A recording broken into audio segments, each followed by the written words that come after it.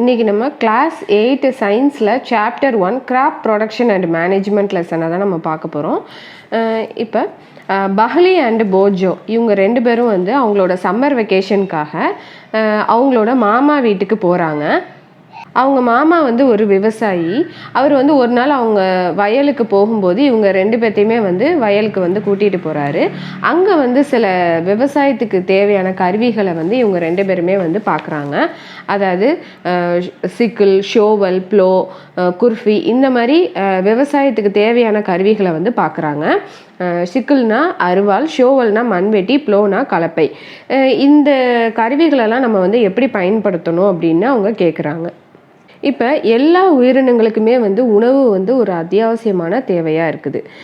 இதில் வந்து தாவரங்கள் வந்து அதுக்கு தேவையான உணவு வந்து அதுவே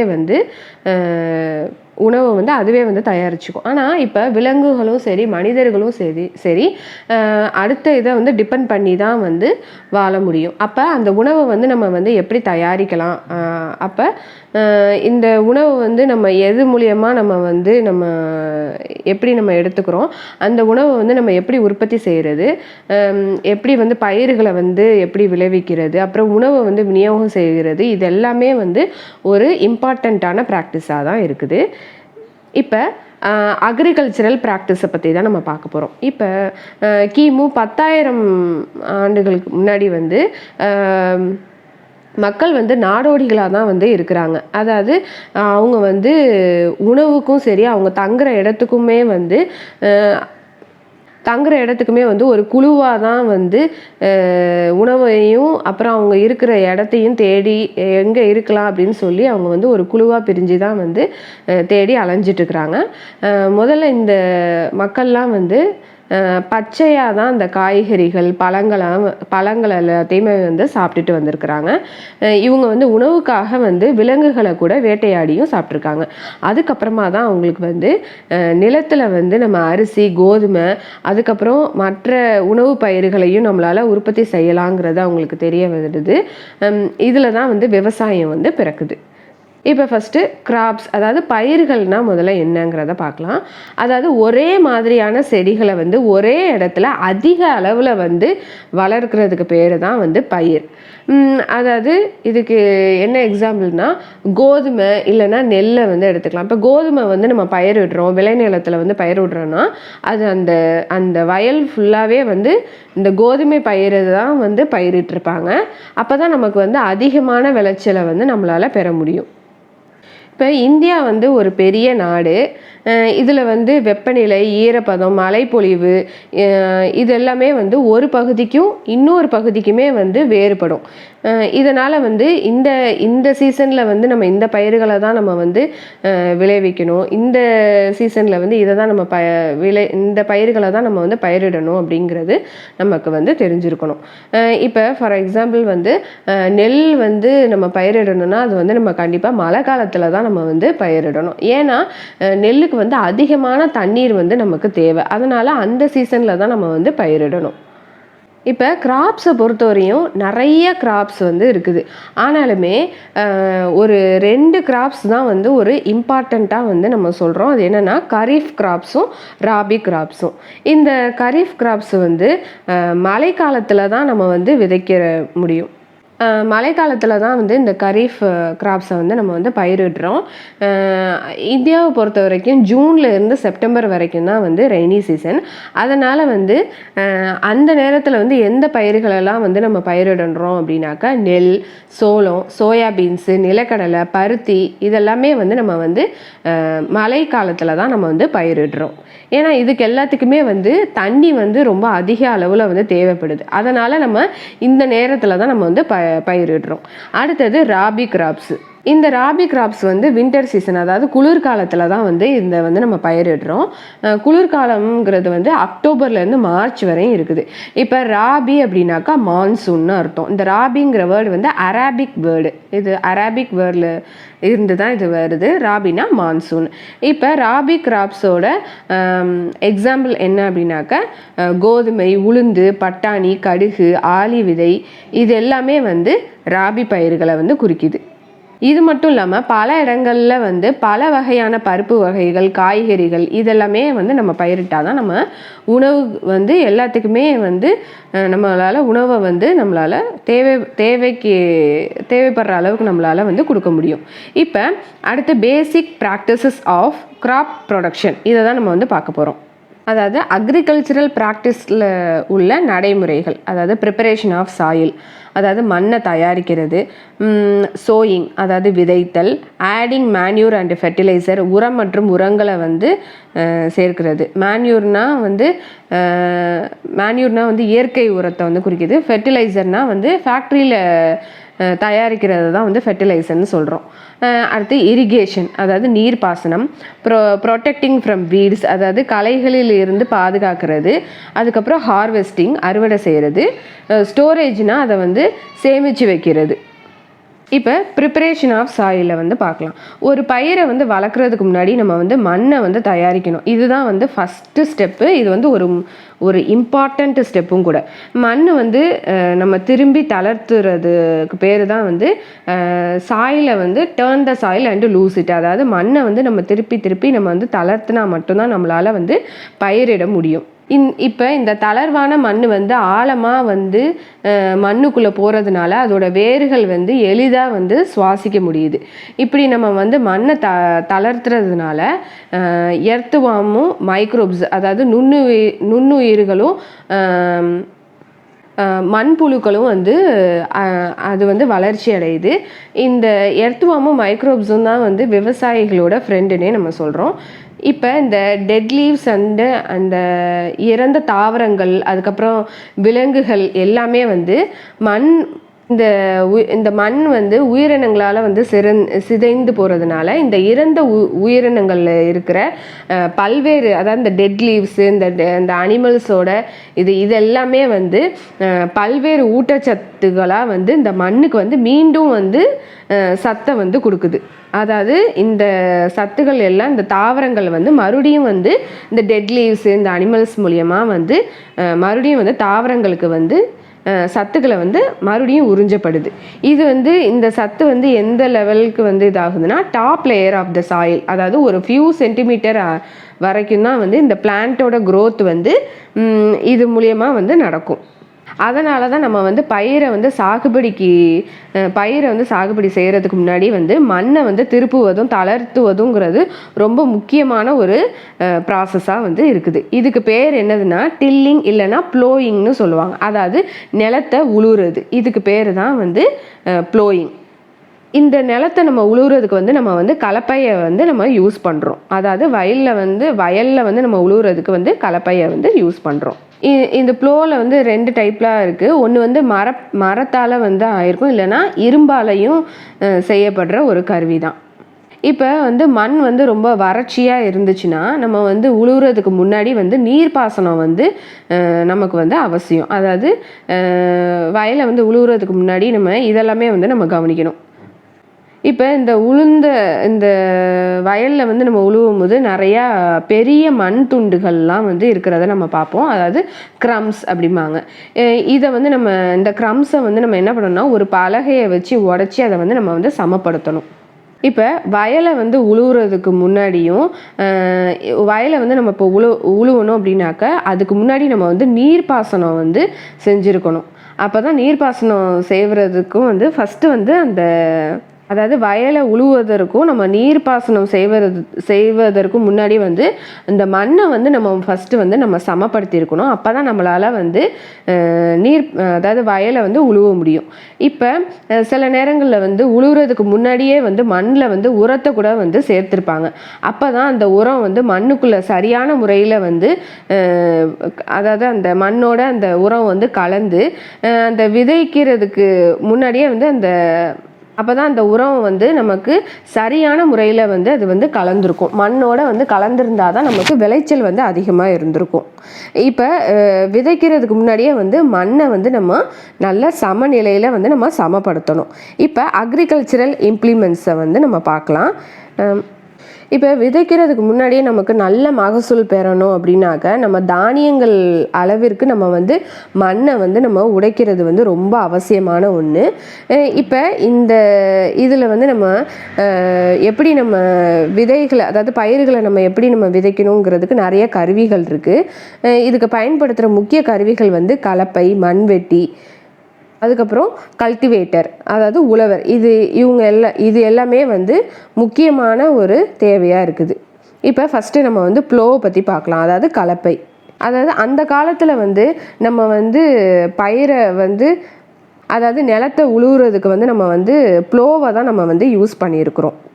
அதாவது இந்த கலப்பை மூலியமாக தான் நம்ம வந்து மண்ணை வந்து உழவு செய்வதற்கும் சரி, உரங்களை சேர்ப்பதற்கும், அதுக்கப்புறம் களைகளை அகற்றுவதற்கும், அப்புறம் மண்ணை வந்து துடைக்கிறதுக்குமே வந்து இந்த மரத்தால் ஆன கருவியை தான் நம்ம வந்து யூஸ் பண்ணியிருக்கிறோம்.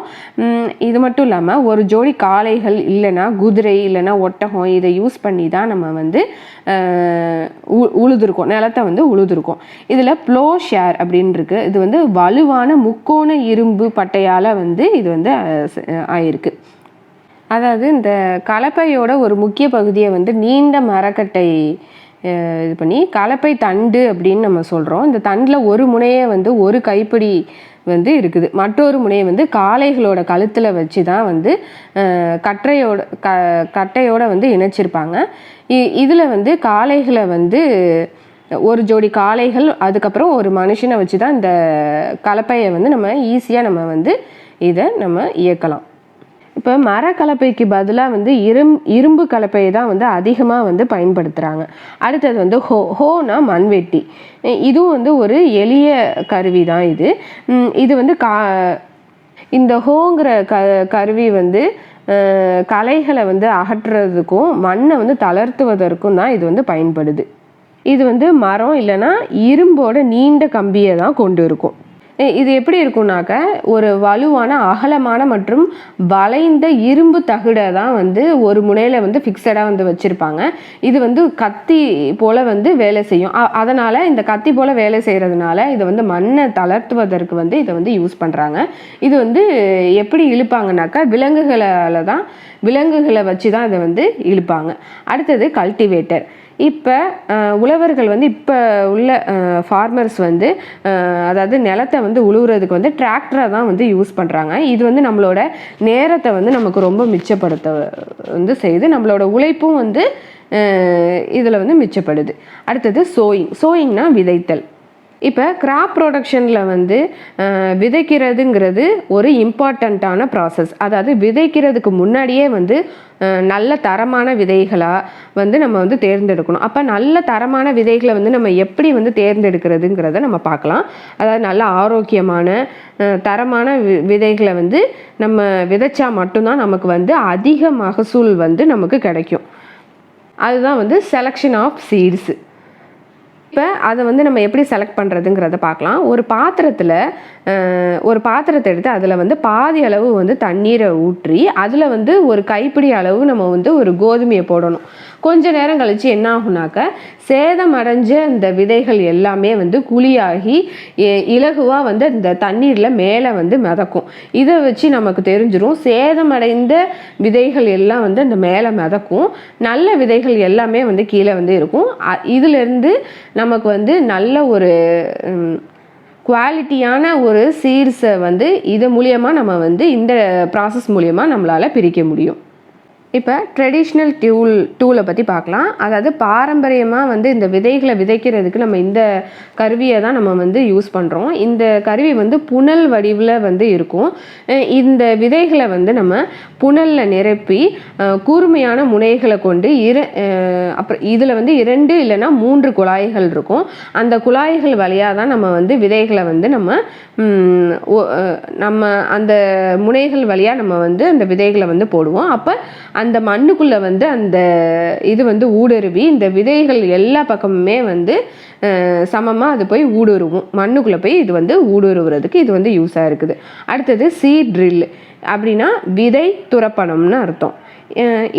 இப்போல்லாம் வந்து நம்ம டிராக்டரை யூஸ் பண்ணி தான் நம்ம வந்து விதையை வந்து விதைக்கிறதுக்கு நம்ம சீட்ரில் தான் நம்ம யூஸ் பண்ணுறோம். இந்த கருவி மூலயமா வந்து நம்ம விதைகளை வந்து சரியான தூரத்தில் ஆழத்தில் ஒரே சீரான விதைகளை நம்மளால் வந்து விதைக்க முடியும். இப்போ இந்த விதைச்ச பிறகு இந்த மண்ணில் வந்து கரெக்டாக வந்து மூடப்பட்டிருக்கிறத வந்து நம்மளால் வந்து உறுதி செய்யவும் முடியும். இதனால் வந்து பறவைகளால் ஏற்படும் சேதத்திலிருந்து நம்ம வந்து தடுக்கவும் முடியும். இந்த மாதிரி நம்ம இந்த சீட்ரில் வந்து நம்ம யூஸ் பண்ணுறதுனால நம்மளோட நேரமும் மிச்சம், நம்மளோட உழைப்புமே வந்து நமக்கு உழைப்பும் வந்து நமக்கு செய்கிறதுக்கும் வந்து ஈஸியாகவும் இருக்கிறது இந்த ப்ராசஸ்னால். இப்போ நெல் போன்ற சில தாவரங்களுக்கு வந்து விதைகளை வந்து முதல்ல வந்து ஒரு நாற்றங்காலில் வந்து வளர்க்கப்பட்டு அதுக்கப்புறம் அந்த வந்து செடிகளாக வந்து வளர்ந்ததுக்கப்புறமா வந்து வயலில் இருந்து ஒரு இடத்துல இருந்து இன்னொரு இடத்துக்கு வந்து இடமாற்றம் வந்து செய்யப்படும். அதுதான் வந்து நாற்றங்காலில் வந்து சில வனச்செடிகளை வந்து பூஞ்செடிகளாகவும் வந்து வளர்க்கப்படுது. இதனால் இப்போ தாவரங்களோட கூட்டத்தை வந்து தவிர்க்கிறதுக்கு வந்து நம்ம விதைகளுக்கு இடையே வந்து சரியான இடைவெளி இருந்தால் மட்டும்தான் அது வந்து வளர்கிறதுக்கு வந்து அது வந்து ஈஸியாக இருக்கும். இல்லை அப்படின்னாக்கா அது ரொம்ப கஷ்டமாக இருக்கும். அதனால தாவரங்களுக்கு இடையே வந்து அந்த ஒரு இடைவெளிங்கிறது வந்து ரொம்ப அவசியமான ஒரு ஒன்றா இருக்குது. இப்போ தாவரங்களோட வளர்ச்சிக்கு வந்து ஊட்டச்சத்துங்கிறது நம்ம ஊட்டச்சத்து வந்து ரொம்பவே அவசியமானது. அதனால நம்ம அந்த ஊட்டச்சத்தை வந்து நம்ம மண்ணில் வந்து சரியான அளவில் வந்து நம்ம சேர்க்கணும். இதுக்கு தான் வந்து மேன்யூர் அதுக்கப்புறம் ஃபெர்டிலைசர்ஸை வந்து நம்ம வந்து இதுக்கு வந்து தேவை. இது மூலியமாக தான் இந்த மண் வந்து அந்த கனிம சத்துக்களை எல்லாத்தையுமே வந்து அந்த பயிர்களுக்கு வந்து அந்த சத்துக்களை வந்து கொடுக்குது. இப்போ மேன்யூருக்கும் ஃபெர்டிலைசருக்கும் உள்ள டிஃப்ரென்ஸை நம்ம பின்னாடி பார்க்கலாம். இப்போ சில பகுதிகளில் வந்து விவசாயிகள் வந்து ஒரே வயலில் வந்து பயிர்களுக்கு வந்து பயிரை வந்து விளைவிக்கிறாங்க. அப்போது வயலை வந்து ஒரு போதும் வந்து பயிரிடாமல் வந்து தரிசாக வந்து விடுறதில்ல. அதாவது இப்போ இந்த சீசனில் இந்த இது முடிச்சுட்டு அதுக்கப்புறமா அதை வந்து இப்போ வந்து நம்ம பயிரிட வேணான்னு அவங்க விடுறதில்ல. அதனால் அடுத்தடுத்து வந்து அவங்க வந்து பயிரிட்டுக்கிட்டே தான் இருப்பாங்க. இதனால் என்னென்னா அந்த ஊட்டச்சத்து வந்து என்ன ஆகும் அப்படின்னாக்கா அந்த விளைநிலங்களில் வந்து அந்த நிலங்களில் வந்து ஊட்டச்சத்து வந்து ரொம்ப குறைஞ்சி மோசமாகிடுது. அதனால தான் நம்ம வந்து அந்த மண்ணுக்கு வந்து நம்ம வந்து உரம் சேர்க்குறோம். அதாவது மேன்யூர் அண்டு ஃபெர்டிலைசர்ஸை நம்ம வந்து அந்த மண்ணுக்கு வந்து நம்ம உரமிடுறோம். அதனால் என்ன ஆகும் அப்படின்னாக்கா பலவீனமாக இருக்கிற தாவரங்கள் எல்லாமே வந்து நல்ல வலுவடையவும் செய்யுது. இப்போ இந்த உரம் மற்றும் அந்த தாவரங்கள் எல்லாம் வந்து எங்கேருந்து கிடைக்கிது அப்படின்னாக்கா விலங்குகளோட கழிவுகள், அப்புறமா தாவரங்களோட கழிவுகள், அதாவது டெட் லீவ்ஸ், அதாவது மக்கிய இந்த காய்கறி தோல்கள், இது எல்லாமே வந்து அப்புறம் விலங்குகளோட கழிவுகள், அதுக்கப்புறம் மனிதனோட கழிவுகள், இதிலிருந்து தான் வந்து மேன்யூர் வந்து நமக்கு உரம் வந்து நமக்கு கிடைக்கிது. இந்த உரத்தை வந்து நம்ம எங்கே தயாரிப்பாங்கனாக்கா திறந்த இடங்களில், அதாவது ஃபீல்டில் தான் வந்து இதை தயாரிப்பாங்க. அதாவது திறந்த இடங்களில் வந்து ஒரு குழியில் வந்து இது எல்லாத்தையுமே வந்து கொட்டிடுவாங்க. அதாவது இந்த காய்கறி கழிவுகள், அதுக்கப்புறமா விலங்குகளோட கழிவுகள், மனிதனோட கழிவுகள், இது எல்லாத்தையுமே இது பண்ணி கொட்டி அதை வந்து மக்க விட்டுருவாங்க. அது வந்து சிதைவு ஏற்பட்டு சில நுண்ணுயிர்களால் அது ஏற்படுது. இந்த சிதைந்த பொருள்லாம் வந்து கரிம உரமாக வந்து மாறுது. இதை தான் நம்ம வந்து மேன்யூர்னு நம்ம சொல்கிறோம். இப்போ இந்த புக்லேயே வந்து ஆக்டிவிட்டி 1.2 இதில் வந்து ஒரு ஆக்டிவிட்டி வந்து போட்டிருக்காங்க. இதில் வந்து என்னென்னா உளுந்து விதைகளெல்லாம் எடுத்து அதை வந்து ஃபஸ்ட்டு வந்து முளைச்சிட்டு இதை வந்து சில சம அளவில் வந்து ஒரு 3 நாற்றுகளை எடுத்து தேர்வு செஞ்சு 3 விதமான வேறு கண்ணாடி இதில் வந்து போடுறாங்க. அதாவது ABC அப்படின்னு ஒரு 3 பாத்திரங்களை வந்து தேர்ந்தெடுத்து அந்த கண்ணாடிக்கு, அதாவது கண்ணாடி A அப்புறம் BC இதில் வந்து நம்ம வந்து வளர்க்கணும் அப்படின்னு சொல்லிட்டு இது பண்ணுறாங்க. அதில் வந்து ABCன்னு அதில் வந்து டினோட் பண்ணிடுறாங்க. இப்போ ஏங்கிற கண்ணாடி இதில் வந்து கொஞ்சம் போல் மாட்டு சாணத்தை வந்து கொஞ்சம், அதாவது மண்ணோட அந்த மாட்டு சாணத்தையும் சேர்ந்து கலந்து அதை வந்து இதில் இது பண்ணுறாங்க. அப்புறம் இதில் வந்து என்ன பண்ணுறாங்கனாக்கா அந்த மண்ணோட கொஞ்சம் யூரியாவை கலந்து மற்ற எதுவுமே சேர்க்காம அதை மட்டுமே கலந்து வந்து அந்த இதில் வந்து விட்டுடுறாங்க. அதுக்கப்புறம் இதில் வந்து எதுவுமே கண்ணாடியில், அதாவது அதே அளவு மண்ணை மட்டும் எடுத்துக்கிறாங்க. இப்போ வந்து ஒவ்வொரு இதுலேயுமே என்ன டிஃப்ரென்ஸ் ஏற்படுதுங்கிறத பார்க்க போகிறாங்க. இதுக்கு வந்து ஒரே லெவலில் தான் தண்ணி வந்து ஊற்றுறாங்க. அதாவது ABC இந்த 3 பாத்திரங்கள்லேயுமே வந்து ஒரே அளவு தான் தண்ணி வந்து ஊற்றி ஒரு பாதுகாப்பான இடத்துல வச்சு தினமும் வந்து அதுக்கு வந்து தண்ணியும் ஊற்றிட்டு வர்றாங்க. இது வந்து 7லேருந்து ஒரு 10 நாட்கள் வந்து இதை தான் அவங்க வந்து தண்ணி ஊற்றி இதை வந்து பார்க்குறாங்க. இப்போ இதோட வளர்ச்சி என்னங்கிறத அவங்க வந்து பார்க்குறாங்க. அதாவது எந்த கண்ணாடியில் உள்ளது வந்து வேகமாக வளர்ச்சி அடையுது, உரங்கள் போட்டால் என்ன இது ஊட்டச்சத்து நமக்கு அந்த பிளான்ட்ஸ்க்கு கிடைக்குதுங்கிறத, அப்புறம் ரசாயன உரங்கள் போட்டால் அதுக்கு என்ன எப்படி சீக்கிரமாக வளருது அப்படிங்கிறத அவங்க வந்து நோட் பண்ணுறதுக்காக இந்த ஆக்டிவிட்டியை வந்து அவங்க செய்கிறாங்க. இப்போ வந்து ஃபர்டிலைசர், இது வந்து உரங்கள். இந்த உரங்கள் வந்து ஃபேக்ட்ரிஸில் தான் வந்து உற்பத்தி பண்ண முடியும். ஃபார் எக்ஸாம்பிள் வந்து urea, ammonium sulphate, super phosphate, potash, அப்புறம் நைட்ரோஜன், பாஸ்பரஸ், பொட்டாசியம், இது வந்து NPKன்னு சொல்லுவோம். இந்த ஃபர்டிலைசர்ஸ்லாம் வந்து ஃபேக்ட்ரிஸில் தான் வந்து அதாவது தயாரிக்க முடியும். இந்த உரங்களோட பயன்பாட்டு மூலியமாக வந்து நமக்கு வந்து கோதுமை, நெல், மக்காச்சோளம் இந்த மாதிரி பயிர்கள் வந்து சிறந்த விளைச்சலை வந்து கொடுக்குது. இது வந்து விவசாயிகளுக்கு வந்து யூஸாகவே இருக்குது. ஆனால் இது நம்ம வந்து அதிகப்படியான உரங்களை வந்து நம்ம மண்ணுக்கு வந்து போடுறதுனால மண்ணோட வளம் வந்து குறையுது. அதாவது இந்த நிலங்கள் எல்லாமே வந்து என்ன ஆகுதுன்னா மாசு ஏற்படுது. அதாவது சாயிலில் வந்து மாசு ஏற்படுது. அதனால் நம்ம மண்ணை வளத்தை வந்து பராமரிக்கிறதுக்காக நம்ம வந்து இயற்கை உரத்தை நம்ம வந்து யூஸ் பண்ணணும்னு சொல்லிட்டு தான் நம்ம வந்து மேன்யூரை வந்து நம்ம யூஸ் பண்ணுறோம். அதாவது எருவை வந்து பயன்படுத்துறது, அதாவது மாடோட சாணத்தை வந்து பயன்படுத்தி அதை வந்து யூஸ் பண்ணி வந்து விளைச்சலை வந்து விளைவிக்கிறாங்க. இதனால வந்து இந்த மேன்யூர் மூலியமாகவும் வந்து அந்த சாயிலுக்கு வந்து ஊட்டச்சத்துக்கள் வந்து கிடைக்கிது. இப்போ டிஃப்ரென்ஸ் பிட்வீன் ஃபெர்டிலைசர் அண்டு மேன்யூருக்கு உள்ள டிஃப்ரென்ஸை நம்ம பார்க்கலாம். இந்த ஃபெர்டிலைசருங்கிறது வந்து ஒரு கனிம உப்புன்னு நம்ம சொல்கிறோம். அதே மாதிரி இந்த மேன்யூருங்கிறது என்னதுனாக்க அதாவது கால்நடைகளோட சாணம், அப்புறம் மனித கழிவுகள், அப்புறம் தாவர எச்சங்களில் சிதையிலிருந்து கிடைக்கிற பொருளை தான் நம்ம வந்து இயற்கையான பொருளாகும். இது வந்து மேன்யூர் வந்து இயற்கையான ஒரு இது வந்து மேன்மேடு இதுதான். அதாவது தொழிற்சாலைகளில் தான் வந்து ஃபெர்டிலைசரை வந்து நம்ம தொழிற்சாலைகளில் தான் நம்ம வந்து தயாரிக்க முடியும். இது வந்து நம்ம மேன்யூரை வந்து நம்ம வயல்களிலே வந்து நம்ம உரமாக வந்து தயாரிக்கலாம். இந்த ஃபெர்டிலைசர் வந்து நிறைய சத்துக்களை வந்து கொடுக்குது. அதாவது சாயிலுக்கு வந்து நிறைய சத்துக்களை கொடுக்குது. அதாவது நைட்ரோஜன், பாஸ்பரஸ், பொட்டாசியம் போன்ற ஊட்டச்சத்துக்களை வந்து அதிகமாக வந்து மண்ணுக்கு கொடுக்குது. ஆனால் அந்த உரம் வந்து அதாவது மேன்யூர் வந்து இந்த ஃபெர்டிலைசரை காட்டிலும் வந்து கம்மியான ஊட்டச்சத்துக்களை தான் வந்து கொடுக்குது.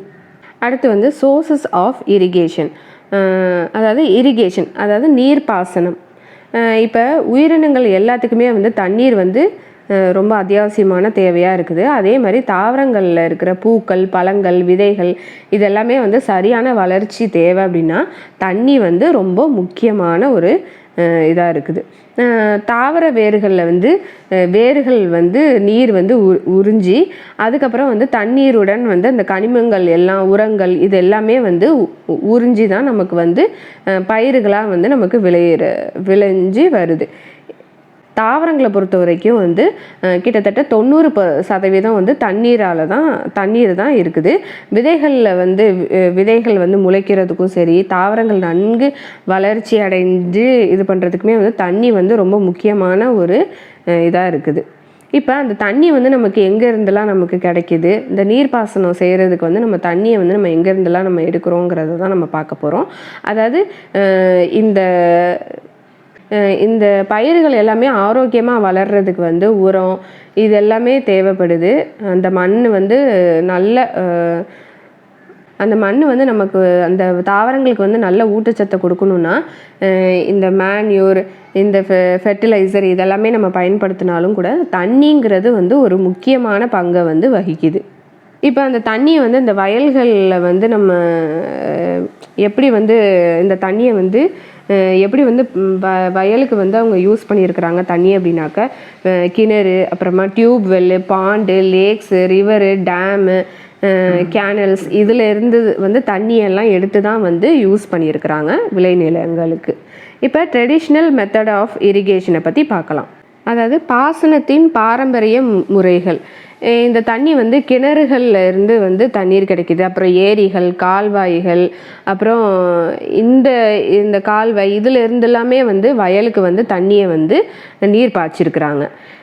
கால்நடைகள் இல்லை இது வந்து எப்படி வந்து இந்த தண்ணியை வந்து நீர் பாய்க்கிறதுக்கு வந்து எப்படி யூஸ் பண்ணியிருக்காங்கன்னா கால்நடைகள் இல்லைன்னா மனித உழைப்பை தான் வந்து இந்த முறையில் வந்து பயன்படுத்துகிறாங்க. ஏன்னா இது வந்து ட்ரெடிஷ்னல் மெத்தடுங்கிறதுனால, அதாவது பாரம்பரிய முறையில் வந்து இதை தான் வந்து யூஸ் பண்ணியிருக்கிறாங்க, இந்த டெக்னிக்கை தான் யூஸ் பண்ணியிருக்கிறாங்க. இது வந்து ஒரு ஈஸியான ஒரு குறைஞ்ச அதாவது இந்த ட்ரெடிஷ்னல் மெத்தட் வந்து ஒரு குறைந்த அளவுலேயே வந்து இந்த இது வந்து முடிஞ்சிடும். இதுக்கு எக்ஸாம்பிள் என்னென்னா மோட், அதாவது புள்ளி சிஸ்டம், அப்புறமா செயின் பம்ப், தெஹலி, ராஹட் இதெல்லாமே வந்து இந்த ட்ரெடிஷ்னல் மெத்தடு தான். இதெல்லாம் வந்து ட்ரெடிஷ்னல் மெத்தட். இப்போ வந்து மாடர்ன் மெத்தட் ஆஃப் இரிகேஷன் வந்து பார்க்கலாம். இது வந்து தண்ணீரை வந்து நம்ம வந்து சிக்கனமாக பயன்படுத்துறதுக்கு வந்து இந்த மாடர்ன் மெத்தட் ஆஃப் இரிகேஷன் வந்து பயன்படுது. அதாவது தெளிப்பான அமைப்பு, அதாவது ஸ்ப்ரிங்க்லர் சிஸ்டம். போதுமான தண்ணீரை வந்து கிடைக்காத சமமற்ற நிலத்தில் வந்து இந்த இதை வந்து நமக்கு ரொம்ப யூஸாக இருக்குது. அதாவது செங்குத்தான குழாய்கள் மேலே வந்து சுழலும், சீரான இடைவெளியில் வந்து இந்த குழாய் வந்து இணைக்கப்பட்டிருக்கும். ஒரு பம்போட உதவியில் வந்து அழுத்தினா கீழே பிரதானமான குழாய் வழியாக வந்து இந்த தண்ணீரை வந்து போகுது, அது வழியாக வந்து சுழன்று அந்த முனைகள்லேருந்து வெளியேறுது. இது வந்து மழை பெய்கிறது போல் வந்து இந்த பயிர் மீது வந்து தூவும். அதாவது ஒரு மழை வந்து நமக்கு எப்படி வந்து பொழியுமோ அதே அந்த மாதிரி தான் வந்து இந்த ஸ்ப்ரிங்க்லர் சிஸ்டம் வந்து கரெக்டாக சீராக வந்து எல்லா பயிர்களுக்குமே வந்து நீரை வந்து பாய்க்கிறதுக்கு இது வந்து உதவியாக இருக்கும். அடுத்தது வந்து ட்ரிப் சிஸ்டம். ட்ரிப் சிஸ்டம்னா என்னென்னா சொட்டு நீர் அமைப்பு. இந்த அமைப்பில் வந்து நீர் வந்து சொட்டு சொட்டாக வந்து விழும். இது வந்து நம்ம செடிகள், தோட்டங்கள், அப்புறம் மரங்கள் இதுக்கு எல்லாமே வந்து இந்த மரங்களுக்கு வந்து நம்ம வந்து தண்ணி விடுறதுக்கு வந்து இந்த ட்ரிப் சிஸ்டம், அதாவது இந்த நீர்ப்பாசனம் திட்டம் வந்து ஒரு சிறந்த நுட்பமாக வந்து இருக்குது. இந்த அமைப்பு வந்து தாவரங்களுக்கு வந்து துளி துளியாக வந்து தண்ணீரை வந்து சீராக வந்து வழங்க முடியுது. அதனால் வந்து தண்ணீர் வந்து ரொம்ப அதிகப்படியாக வந்து வீணாகாது. அதே மாதிரி எல்லா பயிர்களுக்குமே வந்து சமமாக வந்து போயும் சேருது. இது தண்ணீரை நம்ம வந்து குறைவாகவும் நம்ம பயன்படுத்துறதுனால தண்ணியும் நம்ம வந்து சேவ் பண்ணுறதுக்கும் இது வந்து ரொம்ப யூஸ்ஃபுல்லாக இருக்குது இந்த ட்ரிப் சிஸ்டம்.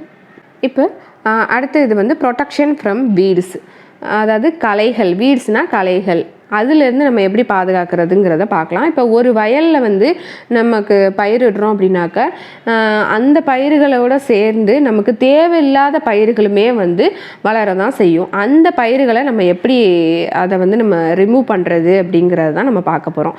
அதாவது களைகளை எப்படி அகற்றுவது, அதுக்கு பேர் தான் வந்து களை எடுப்பு. இப்போ இந்த களைகளை நம்ம வந்து அகற்றலை அப்படின்னாக்க அதுக்குமே தேவையில்லாத ஊட்டச்சத்துக்கள் போய் சேரும். தேவையில்லாத ஒரு செடிக்கு வந்து நம்ம ஏன் வந்து அதிகப்படியான ஊட்டச்சத்தோ இல்லை தேவையில்லாமல் அதுக்கு வந்து நம்ம தண்ணீர், அதுக்கப்புறமா சூரிய ஒளி இது எல்லாமே வந்து அதுக்கு தேவையில்லாமல் போய் சேர்ற மாதிரி இருக்கும். இதெல்லாத்தையும் நம்ம வந்து களை எடுக்கிறது தான் வந்து ப்ரொடெக்ஷன் ஃப்ரம் வீட்ஸ். இந்த தேவையில்லாத செடிகள் வந்து நமக்கு சில நேரத்தில் அது வந்து தன்மையாக கூட இருக்கும். அதனால் கூட நம்ம வந்து களை எடுக்கிறதுங்கிறது ரொம்ப முக்கியமான ஒரு ப்ராசஸாக இருக்குது. இப்போ பூக்கள், இந்த விதைகளை வந்து உருவாக்குறதுக்கு முன்னாடியே வந்து இந்த களையை வந்து அகற்றிடுவாங்க. இந்த களை எடுக்கிறது வந்து எதை மூலியமாக வந்து களை எடுப்பாங்க அப்படின்னாக்கா குருஃபி மூலியமாக வந்து குருஃபிங்கிற ஒரு டூல் மூலியமாக தான் வந்து களை எடுக்கிறாங்க.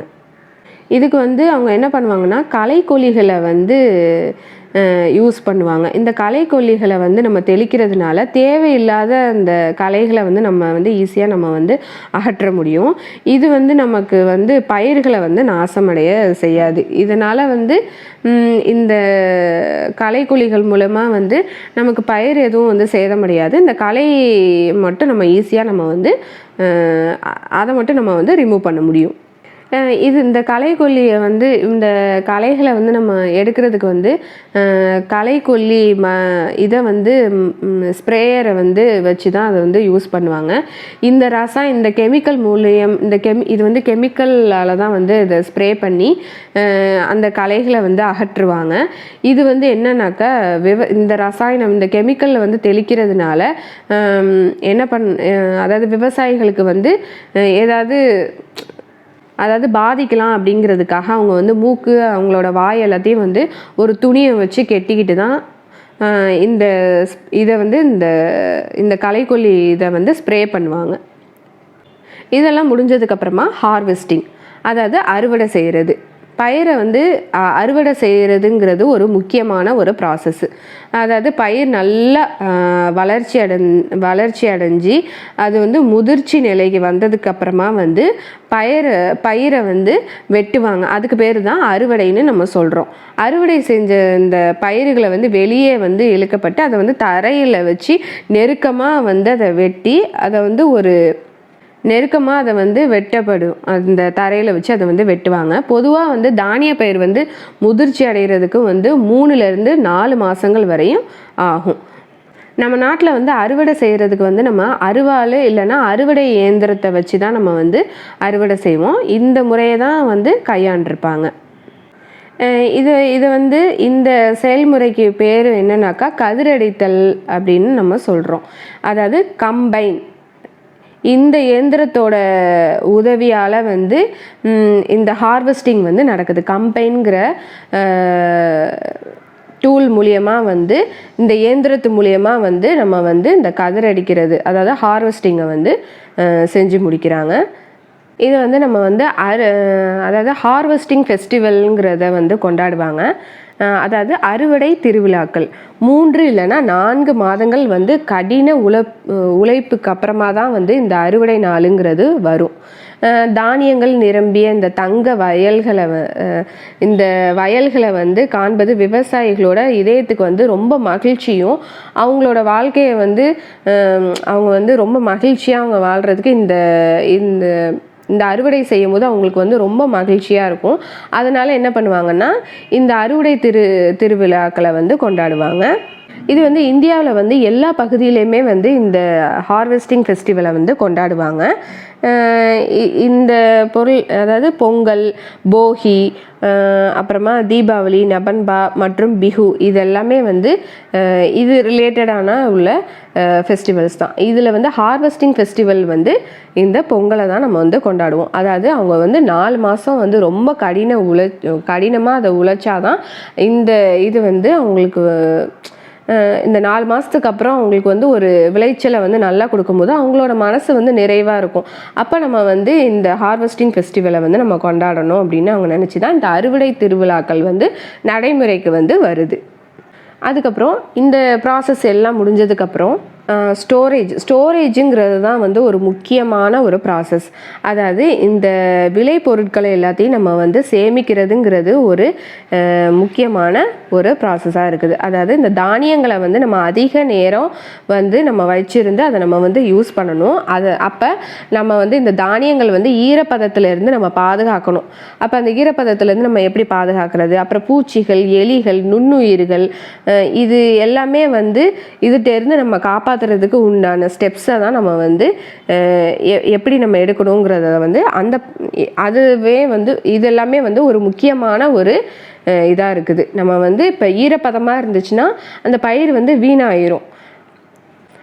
அந்த அந்த பயிர்கள்லாம் வந்து ஈரப்பதமாக இருந்துச்சுன்னா அது வந்து சீக்கிரமாக அது கெட்டு போயிடும். அதனால் அந்த பயிர்கள் எல்லாத்தையும் வந்து சூரிய ஒளியில் வந்து சரியான பதத்தில் வந்து அதை வந்து உலர்த்துறதுக்கு நம்ம வந்து அதை வந்து நம்ம காய வச்சு அதை வந்து நம்ம உலர்த்தவும் செய்யணும். அப்போ தான் வந்து ஈரப்பதம் இல்லாமல் நம்ம அதை ஃப்யூச்சர் இதுக்கு நம்ம வந்து அதை நம்ம அப்போ தான் நம்ம வந்து பயன்படுத்துறதுக்கு ஈஸியாக இருக்கும்.